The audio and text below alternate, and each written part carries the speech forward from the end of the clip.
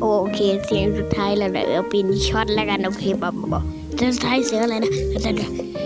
เสียงสุดท้ายเป็นเสียงของเจ้ายามนั่นเอง